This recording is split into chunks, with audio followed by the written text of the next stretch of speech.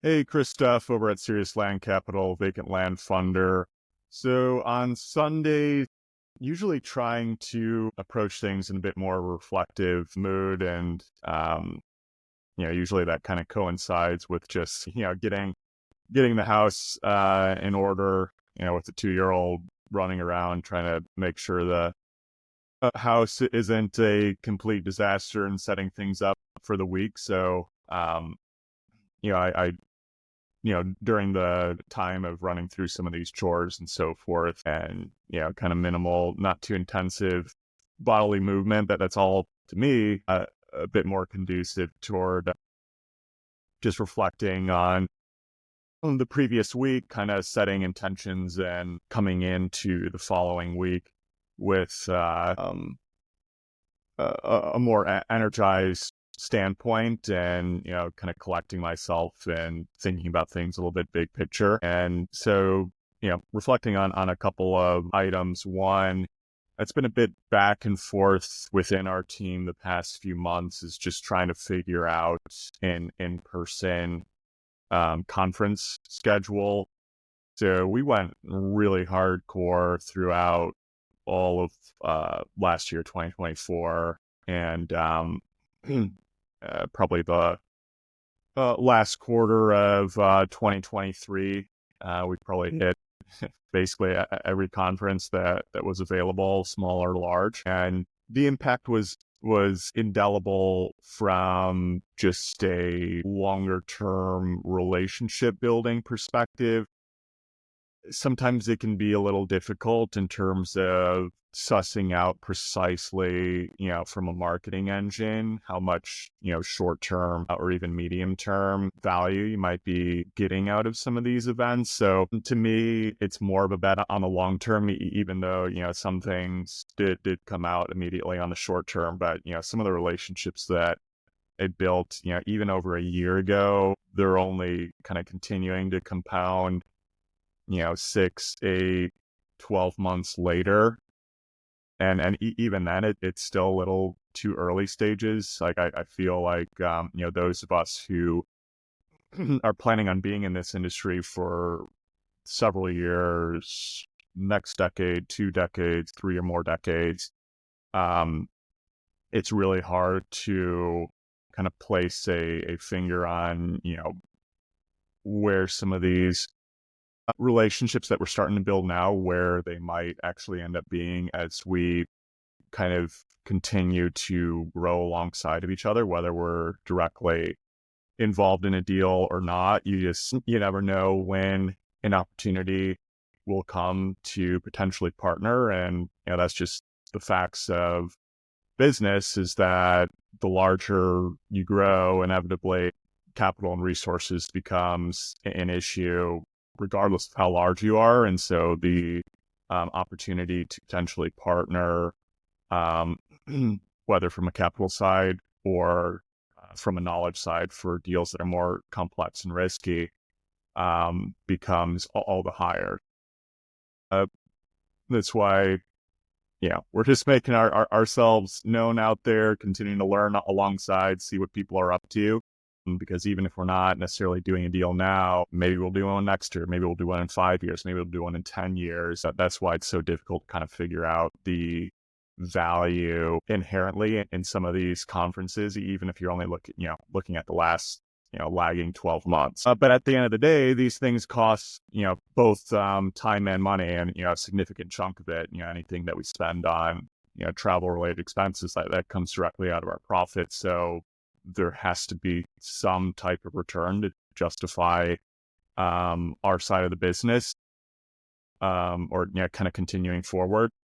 So to me, looking at this year and chatting with a lot of other, higher level operators, I'm getting a lot of feedback that I can't really say most. I don't know exactly where everybody's going, but, a handful of the folks I'm closer with are paring back travel schedule to perhaps just like one or two events, or, maybe one mastermind, instead of spreading themselves too thin. I felt similarly, and trying to push a larger virtual presence versus in person. And probably more of a focus within some of the live events that I'll go to be a little bit more locally oriented and smaller, both in terms of amount of people there as well as total time commitment.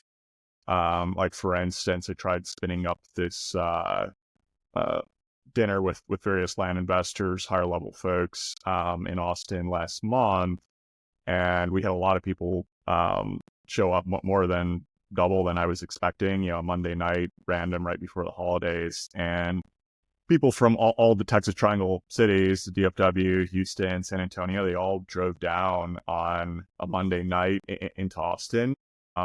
Just because the kind of excitement and perceived value was going to be there based on who was attending the dinner. And, these were definitely some higher level operators, but it was more, again, kind of cost and time efficient for all of us, just having a dinner that was extremely productive in terms of the ideas discussed, but it also didn't cost, a couple grand, $2 or $3 to fly out and attend a, certain conference hotels and whatnot. I know some of them that drove in Austin, stayed over the night. So that's going to add a little bit of expense there, but, still going to be reduced compared to like full ticket prices and everything. And on average, like the level of operator there was just higher than a lot of these other conferences, particularly larger ones.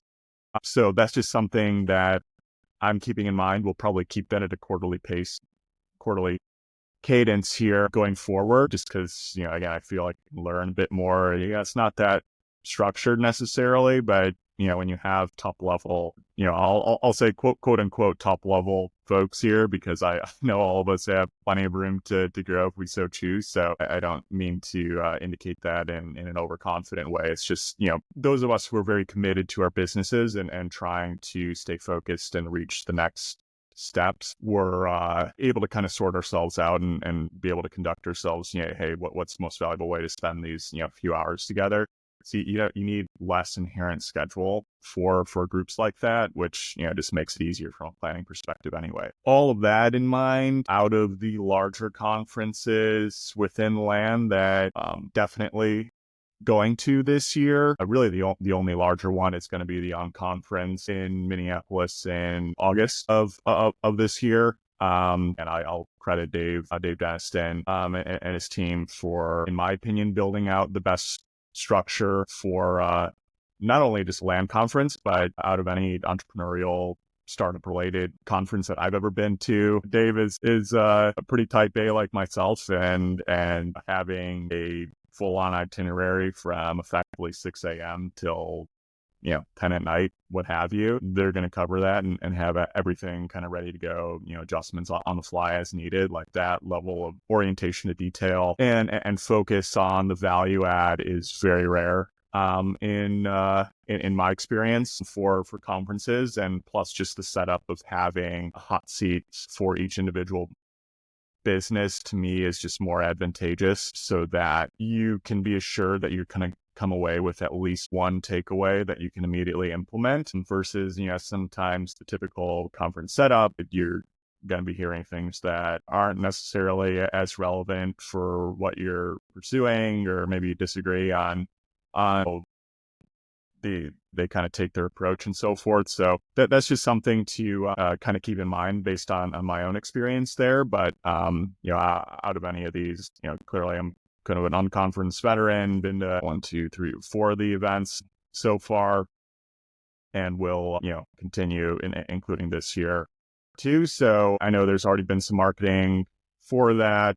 I know Seth sent things out. I think you can go to unconference.com, or it's pretty easy to find in the Facebook groups. But I would encourage signing up for that one if you are at all interested, or you are a previous attendee, to come out to that one. They're trying to double the size of attendees this year, and it's not like complete newbies either. I think you have to be making at least 6 figures in revenue, so starting to take the training wheels off by that point. But I'll just mention that as far as how we're thinking about our conference schedule. Otherwise, just major virtual push this year. There's plenty of people who do that extremely well. Like Pete Reese, for instance, like he never goes to anything live, but he's built up a very sizable business quickly across multiple avenues within the land sphere. just by having, really an outstanding virtual presence. So we're trying to emulate from that within our own style and setup here, while still, building up more of an ancillary live event presence. And again, it helps being in Texas. That's where the biggest and generally most qualified real estate operators are across the country. Just kind of lends itself on both the size of the state and the opportunity here. So it makes it a little bit easier to put things together locally. But, got to take advantage of those top opportunities when they're sitting right in front of you, low-hanging fruit. With that, remember, if you're looking for funding, Serious Land Capital, Land Daily Diligence for zero-cost reviews of your land deals on Mondays or Thursdays, or check out landpricer.ai for the most accurate and simplified method to value your land deals across the U.S. Until next time, take care. Bye.